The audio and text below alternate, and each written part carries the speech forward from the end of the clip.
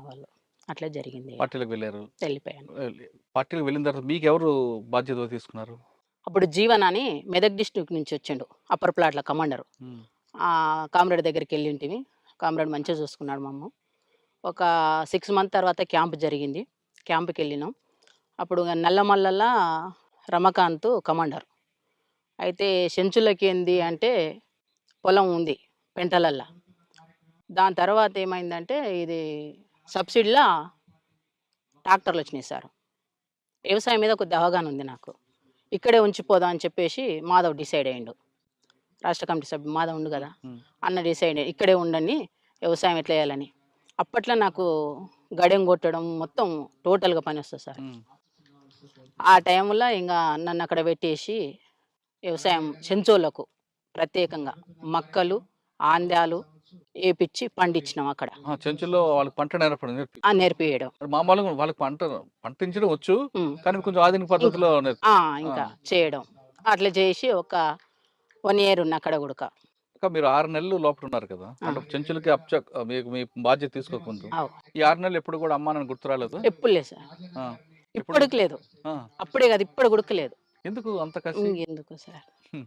సరే 6 నెలల్లో హ్మ్. మీరు వెళ్ళగానే మీకు తుపాకీ ఎవరు పని బాధ్యత ఇవ్వకపోయినా ఆ! సామాన్లు తీసుకెళ్లడం, ఆ! నడిపించడం, ఎక్సర్సైజ్ ఇవన్నీ ఉంటాయి కదా! అవును సార్. ఎప్పుడైనా అనిపించిందా? ఎందుకురా అట్లేం లేదు నాకు 1 మంత్‌కే వెపన్ ఇచ్చిర్రు. అంటే ఆ రోజు నేను బయట పని చేసిన కదా సార్. పార్టీకి పని చేసిన. ఇక ఆ టైంలో నాకు అన్నోళ్ళు ఎక్కడో పోతే పోంగానే ఒక వెపన్ ఇచ్చిర్రు. మరుసటి రోజే ఎమ్మటి తిప్పుకున్నారు. అప్పటికి నాకేం ట్రైనింగ్ ఇట్లా ఏమి ఇవ్వలేదు.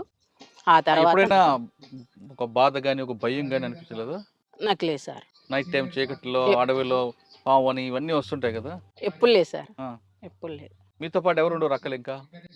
నాతో పాటు ఇక్కడ ఉన్నవాళ్ళు కవితక్క ఆ! ఇప్పుడు చేసింది. భాగ్యక్క చాలా సీనియర్ మాకన్నా. ఆహా! అక్క వస్తదని చాలా ఆశించినా గాని ఆ! రాలే. సీనియర్ భాగ్యక్క ఉన్నది. వీళ్ళందరూ వచ్చారా? ఆళ్ళందరూ ఆ! ఉన్నారు. ఇంకా అక్కడ మేము ఉన్నాం. ఆహా! అందరు మంచిగా ఉన్నాం. కలిసిన వాళ్ళం. సమిష్టిగా ఉన్నవాళ్ళం. బాగా చూసుకున్నాం. ఆడవాళ్ళకి కొన్ని కొన్ని సమస్యలుంటాయి. ఉన్నాయి సార్. కానీ అక్కడ అడవిలో కూడా ఉండేవా?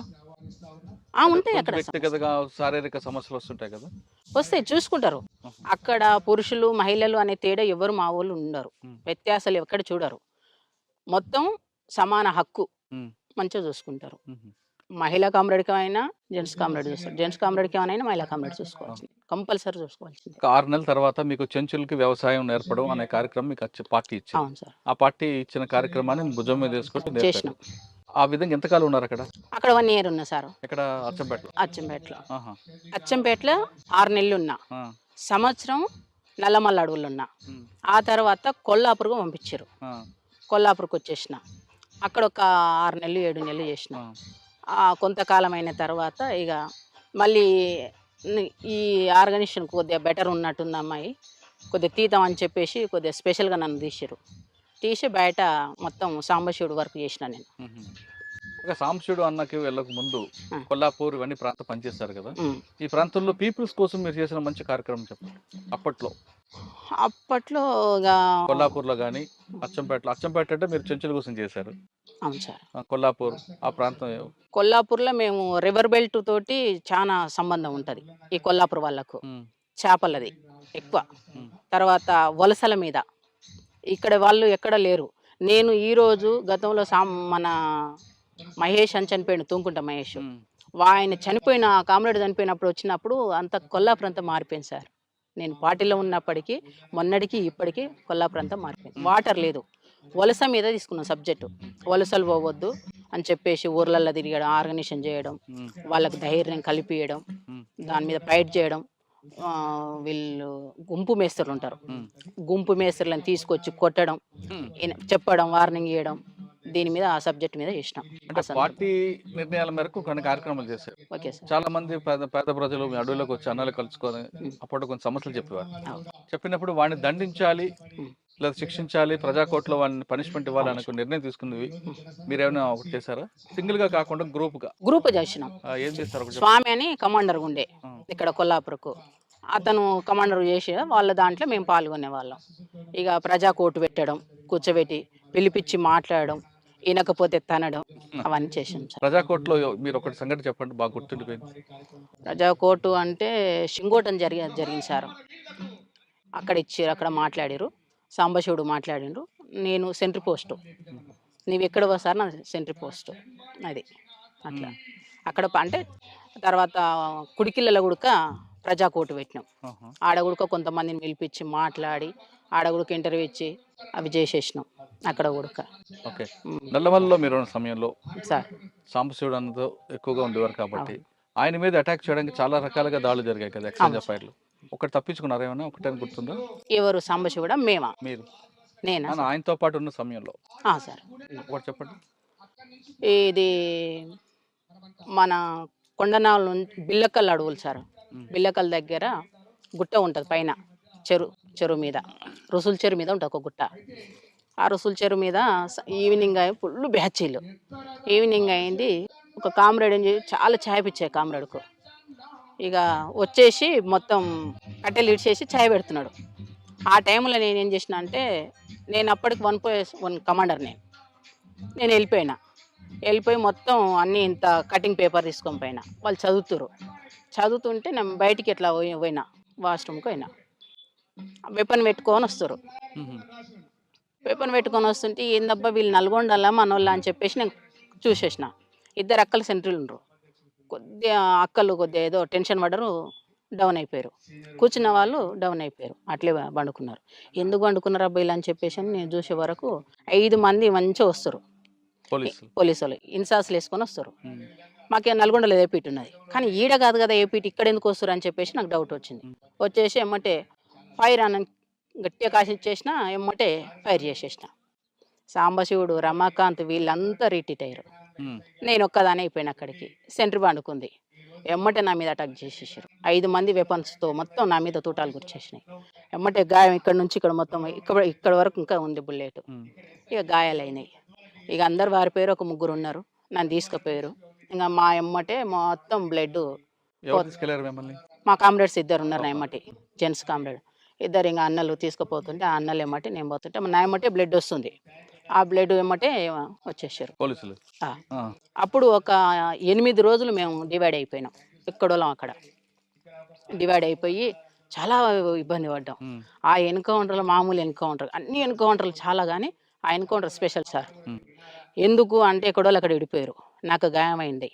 ఇక సాంబశివుడు ఎట్లా దిగారు, అన్ని ఊర్లలో బ్యాచీలు అంటే పెంటలల్లా అంతా ఏంటిది చింతకాయలు కాల్చుకొని తిన్నాం సార్.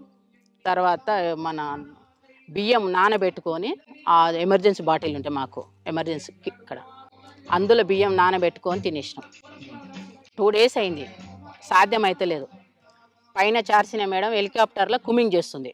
అప్పటికి ఒక ఎన్కౌంటర్ అయింది. బొమ్మనపల్లి అతను సీన్ అని కామ్రేడ్ చచ్చిపోయిండు. ఇక ఫుల్ బ్యాచ్లు సార్, ఎక్కడ పోయినా బ్యాచ్లు.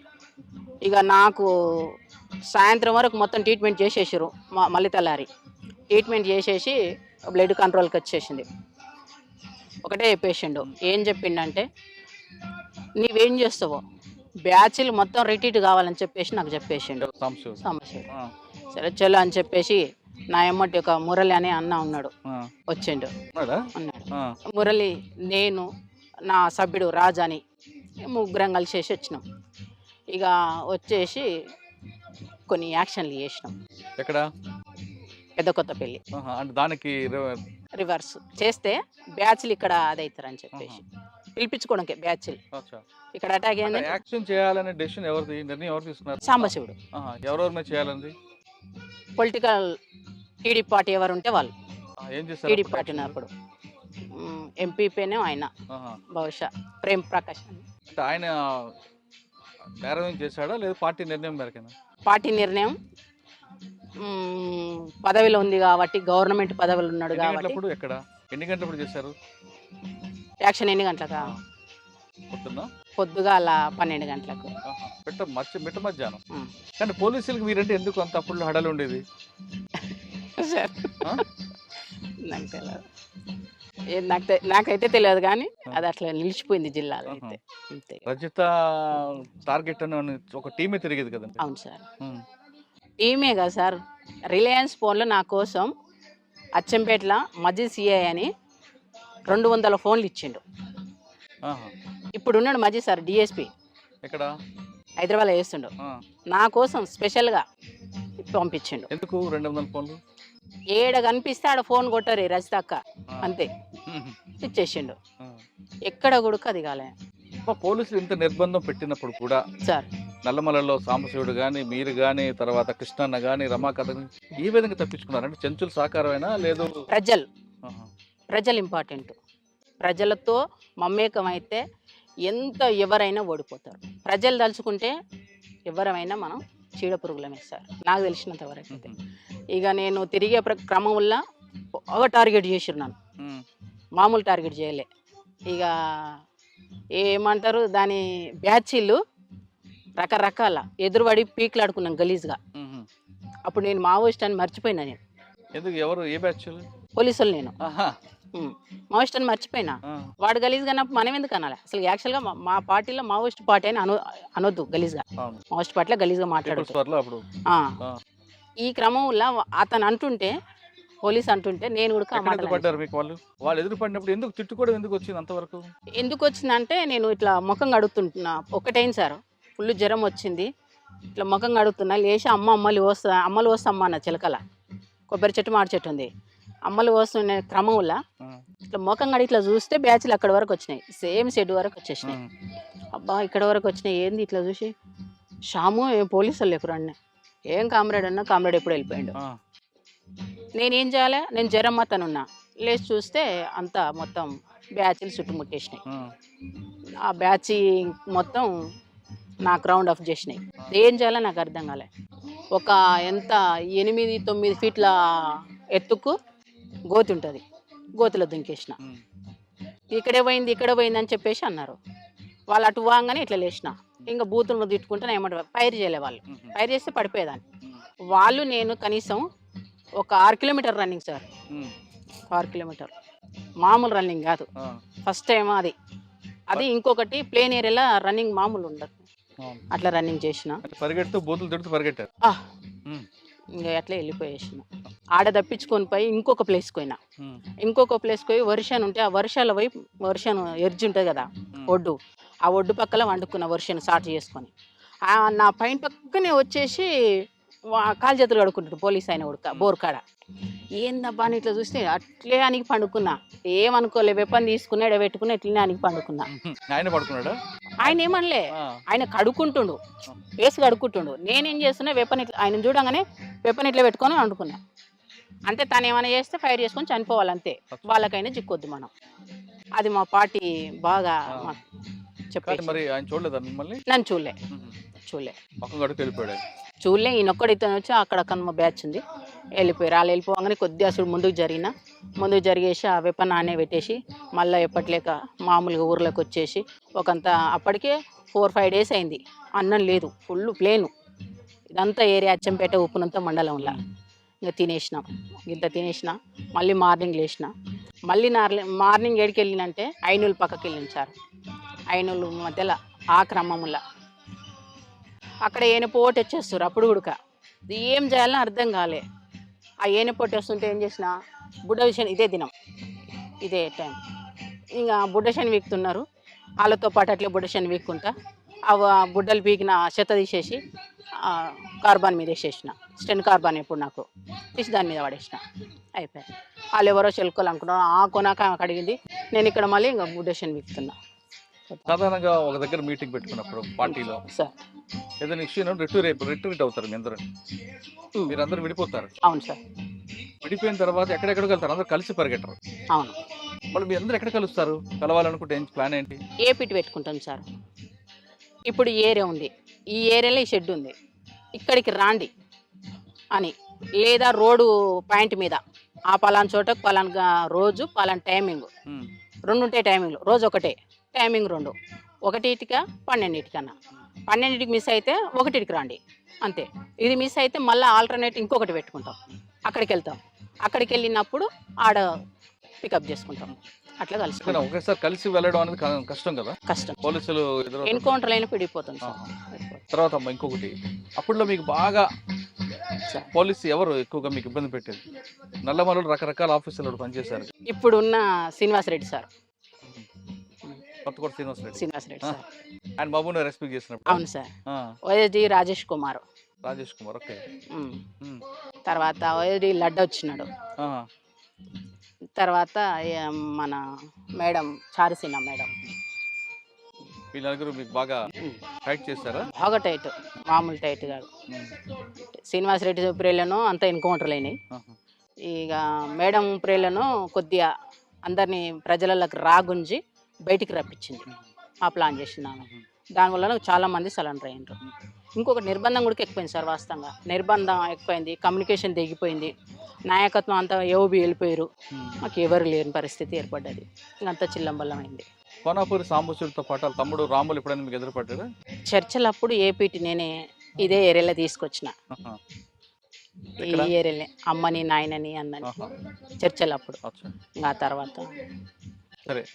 పార్టీ విప్లవం పక్కన పెడితే సార్ మీ ఇద్దరి మధ్యన వివాహం ఎలా జరిగిందమ్మా? రమాకాంతానికి మీకు పరిచయం ఎక్కడ? నేను కొల్లాపూరు సభ్యురాలుగా వచ్చిన సార్. అంటే డిప్యూటీ కమాండర్‌గా వచ్చిన. ఆ క్రమంలో తనకి ఏమనిపించిందో లెటర్ పంపించిండు. లెటర్ పంపిస్తే నేను ఆ లెటర్ ఇప్పకుంటా సాంబశివుడికి తీసుకుపోయి ఇచ్చేసిన. మళ్ళీ సాంబశివుడికి పోయినప్పుడు 3 నెలలు అయింది. ఆ లెటర్ అట్లే కిట్ బ్యాగ్‌లో దాచిపెట్టుకొని పోయి తీసుకుపోయి ఇచ్చేసిన. కామ్రేడ్ ఇది పంపించిన లెటరు అని లవ్ లెటరా? అంతే అట్లే ఉండదు మళ్ళీ. ఆ! పిచ్చి పిచ్చిగా అని రాయరు. ఆ! మంచిగానే మీరు చదువుకోండి, తినండి, శత్రువుకి ఎక్కడ భయపడకండి అని చెప్పేసి కొన్ని అంశాలు మంచిగా ఇచ్చేస్తారు. ఇక అట్లా రాసిండు. తీసుకుపోయి చూపిస్తే ఇట్లా చెప్పిండు. అట్లా రాసిండంటేనే దాని అర్థం మన మీద ప్రేమ పుట్టిందని దాని అర్థం. అంతే ఇక. ఆ క్రమంలో తను ఆ కామ్రేడ్‌ని పిలిచిండు. "ఏంది రమాకాంత్ ఇట్లా" అంటే "అవును కామ్రేడ్" అని చెప్పిండు. "మరి నీదేంది అభిప్రాయం" అన్నాడు. "నాకు లేదు సార్. నాకు అలాంటిది లేదు కామ్రేడ్. కొంత టైం ఇవ్వండి నాకు. కొద్దిగా నేను ఒక పొజిషన్‌కి వెళ్ళినాక చేసుకుంటా" అని చెప్పేసి అనుకున్నా. అంటే "కొద్దిగా చూడండి" అని అన్నాడు. లేదని చెప్పేసిన. ఆ తర్వాత మళ్ళీ ఒక 6 మంత్స్ తర్వాత మళ్ళీ కూర్చోబెట్టి హ్మ్. మాధవు, సాంబశివుడు, హ్మ్. గజ్జి శ్రీశైలం, సంతోష్ చంపేశారు. అవును. వీళ్ళు ముగ్గురు కూర్చోబెట్టి నాకు హ్మ్. కర్రె నరసప్ప వీళ్ళు నలుగురు కూర్చోబెట్టి నాతో మాట్లాడారు. హ్మ్. మాట్లాడితే కొద్దిగా టైం ఇవ్వండి సార్ అని చెప్పి అన్న. కామ్రేడ్ అని చెప్పేసిన. సరేలే అని చెప్పేసి అన్నారు. ఇంకా ఆ టైంలో కూడా నాకు వద్దనిపించింది. నా పట్టుదల ఏంటంటే ఒక జిల్లా సెక్రటరీగా అయినాక నేను పెళ్లి చేసుకోవాలనేది నా పట్టుదల. హుహు. అది. కానీ అనివార్య పరిస్థితులలో కమాండర్‌లనే నేను పెళ్లి చేసుకున్నా. కమాండర్ స్థాయికి వెళ్ళిపోయినాక అంటే కమాండర్ అది చేసుకున్నారు. ప్లాటూన్ సెక్షన్ ఇక్కడ పెళ్లి కమాండర్ ఎక్కడైంది వచ్చాడు. మీది? ఉడిమిళ్ళ దగ్గర సార్. పార్టీ చేసిన పెళ్ళే మీది? ఆ! హుహు. ఉడిమిళ్ళ దగ్గర మంచిగా చేసిర్రు. పార్టీలనే మాలాంటి పెళ్లి ఎవరికి చేయలేదు. హ్మ్. మంచిగా ఆటలు తీసుకొచ్చి హ్మ్. చేసి సేమియా చేసి ఆ ఆట పాటలు సేమ్ ఇట్లనే చేసేసి ఈ పక్కన ఊరు పక్కలనే అది కూడా హుహు. సేమ్ పెళ్లి చేసేసిర్రు. హుహు. పెళ్లి చేసిన తర్వాత నైట్ పెళ్ళయింది. మార్నింగ్ విడిపోయినాం. తను గుంటూరుకు రాకెట్ లాంచర్ ట్రైనింగ్‌కి వెళ్ళిపోయిండు రమాకాంత్. హ్మ్. మేము ఆమనగల్ ఏరియాకి వెళ్ళిపోయినాం. ఇంగంతే. మళ్ళీ ఆయన ఒక 3 నెలల తర్వాత వచ్చిండు. హుహు. 3 నెలల తర్వాత వచ్చి ఒక 5 డేస్ కలిసున్నాం. ఆ తర్వాత మళ్ళీ నన్ను బయటకి పంపించేసిర్రు. ఇక బయటకి పంపించేసిర్రు. ఇక కామ్రేడు సెక్రటరీగా పనిచేసిండు. ఇక నేను బయట కొన్ని పనులు చేసుకుంటూ తిరిగిన. కొన్ని అంటే నాకిచ్చిన వర్క్ నేను మనస్ఫూర్తిగా వాటికి బరాబరి చేసిన సార్. నేను వాళ్ళ లేక వీళ్ళ లేక ఏ రోజు కూడా భయపడలే. హ్మ్. శత్రువుకు భయపడలే, ప్రజలకు పొలిటికల్ లీడర్‌కి ఎవ్వరికి ఇప్పటి వరకు నేను ఎప్పుడు భయపడను ఎవరికీ. అంతే. ఆ రోజు ఇక బయటికెళ్ళి నేను పార్టీ చెప్పిన పని నేను సక్సెస్ చేసుకొని రిటర్న్ పోయినా. అది. హ్మ్. అక్కడ నేను పార్టీకొక నా మీద నమ్మకం, ప్రజలకొక నమ్మకం, బయట శత్రువులకు ఉచ్చ, హుహు. భయం అంతే. హ్మ్. అంతే. సరే. పెళ్ళైన తర్వాత మీరు చేసిన మంచి కార్యక్రమం చెప్పండి పీపుల్స్ కోసం. నేను చేసిందా? నేనంటూ సెపరేట్‌గా ఏం చేయలేదు. పార్టీ కలిపి. పార్టీకి సభ్యులతో కలిపి. పార్టీ సభ్యులతో పాటు నేను చేసిన, తోటి కామ్రేడ్స్ ఏది చేస్తే అది చేసిన. అంటే ఒక యాక్షన్ చేసిన తర్వాత ఎప్పుడైనా బాధపడ్డారా? ఏం లేదు సార్. హ్మ్. నేనెప్పుడు బాధపడలే. ఇప్పుడు గూడక ఎన్నో కష్టాలు ఎదుర్కొంటున్నా. అందుకే ఇంతమంది నాకు ఆదర్శంగా ఉండ్రు. ఏ రోజు గూడక నేను బాధపడలే. అన్యాయంగా చంపాను అని ఎప్పుడైనా బాధపడలేదా? అహా! లేదు. హ్మ్. నా యాక్షన్‌లో అయితే ఇప్పుడు అట్లా మీరు యాక్షన్ చేశారా? మా పార్టీ వైపు నుంచి కొన్ని నష్టాలు జరిగాయి కదా! ఆ నష్టం జరిగిన ఎప్పుడైనా బాధపడ్డారా? పార్టీ వైపు అనుకున్నప్పుడు ఈరన్న సార్ అని ఒటవర్ల పెళ్లి. హ్మ్. ఆ నాయనని చంపినప్పుడు బాధపడ్డాం. నేను కూడా వ్యక్తిగతంగా బాధపడ్డా. హ్మ్. ఎందుకు అంటే ప్రతి ఏపిటికి తనకు నన్ను పంపేవాళ్ళు. తను దగ్గర ఎవరు వచ్చేవాళ్ళు? రాష్ట్ర కమిటీ, జిల్లా కమిటీ, బయట ప్రజా సంఘాలు. ఆ నాయన ఒక పెద్ద షెల్టర్ నిజం చెప్పాలంటే. ఇక ఏదో అనివార్య పరిస్థితులల్ల మనోళ్ళకేదో అర్థం కాని పరిస్థితులల్ల వేరే కామ్రేడ్ ఇక్కడొచ్చినాడు. ఆ గోండు వాళ్ళు కొద్దిగా భాష తేడా. హ్మ్. ఏం జరిగిందో చనిపోయినాక పేపర్ వస్తే సాంబశివుడు మేమంతా షాక్ అయిపోయినాం. హ్మ్. ఏంది ఇట్లెందుకయింది ఇట్లెందుకయింది ఇమ్మీడియట్‌గా ఎప్పుడో ఉన్న ఏపీటీకి ముందుగా అతను అడ్వాన్స్ పోయి చెప్పేసి మా తప్పని చెప్పేసి ఇంటర్వ్యూ ఇచ్చినాం సార్ మేము. హుహు. హ్మ్. ఈరన్న సార్‌ని చంపింది తప్పని ఇంటర్వ్యూ ఇచ్చినాం మేము ఎందుకు ఆల్రెడీ. ఎవరు చంపింది ఎవరు? ఆ గోండియానా? ఆ! ఆహా! భగత్ అని ఇక్కడ జిల్లా సభ్యుడు. హ్మ్. ఆయన ఆ ప్రాంతంలో అప్పజెప్పిండ్రు. అచ్చా! రమకాంత్ ఇక్కడ ఇక్కడ తీసుకుండు. హ్మ్. ఆ క్రమంలో అట్లా జరిగింది. అప్పట్లో జరిగిన కొన్ని పోలీసుల ఇల్లు గాని, లేదంటే ఎక్స్‌చేంజ్‌లు హ్మ్. బ్లాస్టింగ్‌లు మీ ఉన్నారా? అవునా సార్. మననూరు దాడిలో ఆ ఎన్‌కౌంటరు ఏది? ఆ దాడిలో. హుహు. ఆ దాడిలో ఏమైందంటే అందులో మాకిచ్చిన ఇన్ఫర్మేషన్ ఏందంటే ఒక సెంట్రీ ఉంటది. వెపన్స్ అంతా సైడ్‌కుంటాయని చెప్పేసి నేనే మ్యాప్ తీసుకుపోయింది ఉడక నేనే. హ్మ్. అక్కడ మ్యాప్ గీపించుకొని, తీపిచ్చుకొని 1 డేస్ అక్కడ ఉండేసి నేను తీసుకొని ఎళ్ళిపోయినా. అదే మ్యాప్‌ని బట్టి మేము ప్లాన్ చేసుకొని దాడికి ఒక 3 రోజులు, 4 రోజులు రిహార్సల్ చేసినాం. దాడి హ్మ్. ఎట్లేయాలని. హ్మ్. చేసి ఎళ్ళిపోయినాం. ఆ ఎళ్ళిపోయే క్రమంలో ఏ సెక్షన్ ఏ1 నేనే. అంటే ఫస్ట్ ఎళ్ళిపోయే టీమ్. అక్కడికెళ్ళిపోయే వరకు ఉంది సెంట్రీ. సెంట్రీ ఉందని నేను కాషన్ ఇచ్చేసిన. అయినా ఏం కాదు ఫైర్ అని చెప్పేసి మైక్ పెట్టేసిండు. ఆ మైక్ ఎట్లాటిది ఇప్పుడు కూరగాయలని గట్టిగా అరుస్తరు. హ్మ్. ఆ మైక్ మేము తెచ్చేసుకున్నాం. అప్పటికే. ఆహా! ఆ దాడప్పటికి. ఆ మైక్‌లో చెప్పేస్తుండు సాంబశివుడు. ఎక్కడ సెంట్రీ ఉన్నారు? మీద ఆహా! ఈ పోలీస్ స్టేషన్‌కి. స్టేషన్ మీద ఆ! పైన. ఓకే. అక్కడికెళ్ళినాం. అక్కడికెళ్ళినాక ఫైర్ అయింది. ఫైర్‌లు చేసి మొత్తం ఇంకా ఒక 1 మినిట్ అయితే అతలకు దుంకుతాం గోడకు. ఫస్ట్ నేను దుంకేసిన. నా తర్వాత కిరణ్ దుంకిండు. దుంకిన తర్వాత నెక్స్ట్ కామ్రేడ్‌కు గొంతులో తూట పడ్డది సార్. హుహు. గొంతులో తూట పడి ఎన్నుబొక్క కాడ ఎళ్ళింది. స్పాట్‌లో చనిపోయిండు. ఇంకొక కామ్రేడు ఇప్పుడు కొల్లాపూర్ కమాండర్ చేసిన స్వామి అన్న గదా! హ్మ్. ఆ కామ్రేడ్‌కి తొడకు పడ్డది. ఇద్దరు మా దిక్కే అయిపోయారు. ఇక మేమేం చేస్తాం? మేము అడ్వాన్స్ కాలేకపోయినాం. రిట్రీట్ అయినాం. హ్మ్. మాతో పాటు ఏ సెక్షన్ ఇటు కొద్దిగా అటు ఇటు కాంగానే బి సెక్షన్ ఎక్కిపోయింది. సి సెక్షన్ అడ్వాన్స్ కాలేకపోయింది. దాడి ఫెయిల్ అయింది. హుహు. అదేవిధంగా అమరాబాద్ పోలీస్ స్టేషన్ మీద attack. Out post. Amrabad police station మీద కాదు సిలిండర్ గోదాం. సున్నిపేట దగ్గరలో పోలీస్ స్టేషన్ మీద అటాక్ ఔట్ పోస్ట్ మీద చేశారు కదా! ఊకే ఫైరింగ్ అవి ఆ! మన్నూరు పోలీస్ ఔట్ పోస్ట్ మీద దాడి. అదొక సెంట్రీ ఒక పైనుంటారు. హ్మ్. తర్వాత పక్కా పోలీస్ స్టేషన్ వచ్చింది కదా! అవును. ఆ! అక్కడ పోలీస్ స్టేషన్ తీసేనట్లా. అవును. అవును అచ్చంపేట సార్. పెట్టేట్టున్నారు. అవును సార్. అట్లా జరిగిపోయింది. కదమ్మా పెళ్లయింది. పార్టీలో ఉన్నారు. యాక్షన్‌లు అన్నీ జరిగాయి కదా! హ్మ్. మరి ఎందుకు బయటికెందుకొచ్చారు? బయటికి రావడానికంటే అందరూ అప్పటికి సరెండర్ అయ్యిండ్రు సార్. మేము నలుగురు కామ్రేడ్స్ ఉన్నాం. నరు నలుగురు ఇట్లా నేను నా భర్త ఉన్నాం. ఆ క్రమంలో నాకు బాగా టైఫాయిడ్, మలేరియా వచ్చేసింది. నన్ను సీరియస్‌గానే ఒక 3 నెలలు లోపడిగానే ఉంచుకున్నారు. బయటికి పంపలే. ఎందుకంటే ఈమె సీరియస్‌గా బయటకు పోతే మళ్ళీ తిరిగి చంపేస్తారనేది ఒక బాగా ఉన్నది. పంపలేదు. చివరికి రమాకాంత్ ఏం చేసిండు, హెల్త్ అన్నా బాగా చూపించుకొని డెన్నులన్న ఎక్కడన్నా పెడదాం అని చెప్పేసి పంపించిండు. పంపించేస్తే అచ్చంపేట ఏరియాలోకొచ్చిన. వాళ్ళేమో లంబడోళ్ళు. వాళ్ళ గుడిసె దగ్గరున్న. వాళ్ళే స్నానం చేపిచ్చిర్రు. జరం జరం కాదు. రొట్టిచ్చిర్రు. తిన్నా, కూర్చున్నా. కూర్చున్నాక అమ్మ టైం అయితుంది. మరి పోదామా హాస్పిటల్‌కన్నా. అమ్మ పొద్దుగాల తోలుకుపోతున్నది. ఆ లంబడోళ్ళ అమ్మ బిడ్డ. చెల్లెలు. ఆ పిల్లని ఇంపర్ మారిందని మాకు తెలవదు. హుహు. పండుకున్నాం. పండుకున్నాక కరెక్ట్ 4 గంటలకొచ్చేసిర్రు పోలీసోళ్ళు. 4 గంటలకొచ్చేసి మంచం ఏసిర్రు. మంచం మీద నేను పండుకున్నా. వచ్చేసి వెపన్ ఇట్లా పెట్టేసిర్రు. ఇట్లా మొఖం మీద చెదర తీసిర్రు. అట్లా బెడ్‌షీట్ తీయంగానే ఇట్లా చూస్తే అన్ని వెపన్సే కనిపిస్తున్నాయి. వెపన్స్ కనిపించే వరకు ఇట్లా లేసి చూసిన. చూసే వరకు ఇక పోలీసోళ్ళు. ఏమనలేదు సారు. ఎవరు మీరంటే "నువ్వు లేవు" అని అంటూ మా సభ్యుడు ఒకడొచ్చిండు అందుల. "నువ్వు లేవా అక్క" అని లేసిన. ఏందని? "ఏం లేదక్క" అని. సరే ఈడనే ఉండండి. ఏంటికొచ్చిరన్న. ఏమనలే. ఏంటికి రాలేదు మళ్ళీ ఎందుకు వెపన్స్ తీసుకొనొచ్చినావు అని చెప్పేసి అన్నా. లేదక్క అని ఆ అబ్బాయి అన్నాడు. సరే ఈడనే నిలబడరా అని చెప్పేసి అన్నా. అన్నాక వాళ్ళేమనుకున్నారంటే జ్వరములుంది. ఈమె ఎక్కడ పోతదని అనుకున్నారు. పోలీసులు. అంతే. హ్మ్. నిర్లక్ష్యంతోటున్నారు. హ్మ్. ఇక గిరిబాబు ఎస్ఐ. "ఏయ్ కొట్టండి" అంటనే ఉండు. కానీ కొట్టలే. వాళ్ళు కొట్టొద్దనే ఉన్నట్టుంది ప్లాన్. ఇక ఏమనలేదు. గుడిసె స్టార్ట్ చేసుకున్న ఒకటే పరారు ఉమ్. అంతే. పరారైనా ఇక ఆ జనం మొత్తం ఎక్కడ పోయినా నాకు తెలియదు. 4 డేస్ అసలుకి నేను ఎక్కడో ఏం చేసినో నాకే తెలియదు సార్. అప్పటికి బాగా ఇబ్బందులు ఉన్నా. మళ్ళీ పొయ్యి వచ్చేసి బిల్లకంట్ల ఆ పోలీసులు పోయే దారిలో వండుకున్నా. ఉమ్. దారిలో వండుకుంటే అక్కడ మొత్తం మా రిలేషనే మొత్తం వచ్చేసి ఎవరు ఈడ వండురు, ఎవరు చంపేసిపోయారు అని చివరికి వస్తే నేను అక్కడ మా అన్న ఉన్నాడు. మా అన్న మా మేనబావ ఉంటాడు. వాళ్ళిద్దరు పోటు వచ్చేసారు. చూసినాక ఎవరు మీరంటే ఏమంటలేను.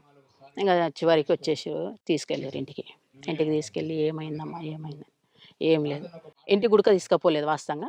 అక్కడ వాళ్ళ గుడిసె ఉంటుంది, గుడిసె దగ్గర కూర్చోబెట్టారు. వీళ్ళు తీసుకొని పోతుంటే అక్కడ నుంచి పోలీసులు వచ్చేసారు.